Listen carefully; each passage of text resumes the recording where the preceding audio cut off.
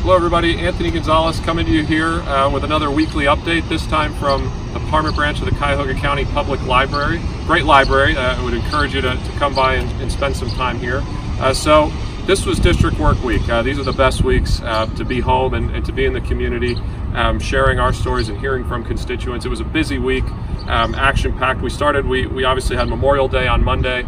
Was honored to walk in the Westlake Parade and then sharing a ceremony at the VFW post in Strongsville.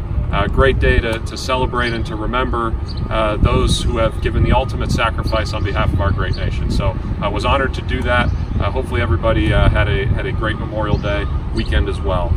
Beyond that, we had a great day in Brunswick, where we went to Shelley Company, Medina Supply, Firestar, Angle Key Construction, and really the highlight there was hearing from different businesses about the importance of getting an infrastructure bill passed.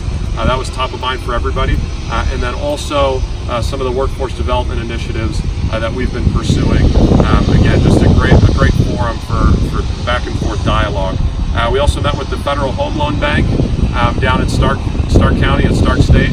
And that was a good meeting. The main highlights there were to share what we're working on in the Financial Services Committee with the members of the bank and those in attendance in a very productive dialogue. One of my big focal points on the Financial Services Committee is to find ways to expand affordable credit for low and moderate income borrowers.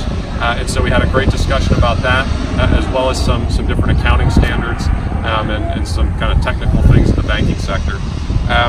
Lastly, we had a meeting with some pensioners involved in the Central States pension. This is an issue that is top of mind and very important for many of the members in our community, but doesn't get the national attention it deserves. So we had roughly 10 or so pensioners in our office sharing with me their story about how we need to work in a bipartisan way to get this solved for them, to provide some certainty for them and their families. And that was my commitment to them. As I try to always do, I'll work with anybody on a bipartisan basis to solve this problem. A big issue. If you have anybody involved in that, I'm sure you're hearing about it, but a lot of work to be done. Finally, we also had a Hispanic Business Roundtable in Berea. That was an opportunity to hear from the Hispanic members of our community about some of the issues that we're facing at a local, regional level as well as national.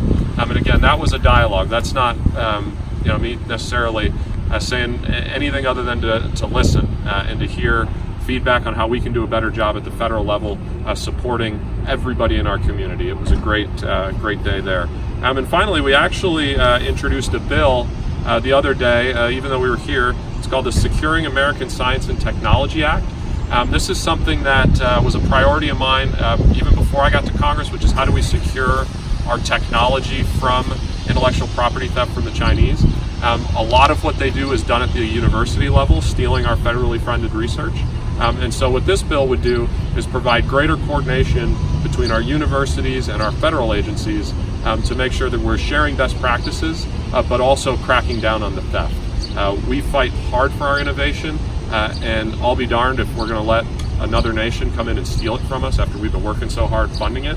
And so this will provide an avenue for us to crack down on that. So it was a great week, awesome week, love being home, and thank you again for allowing me to be your representative, and I hope you have a great weekend.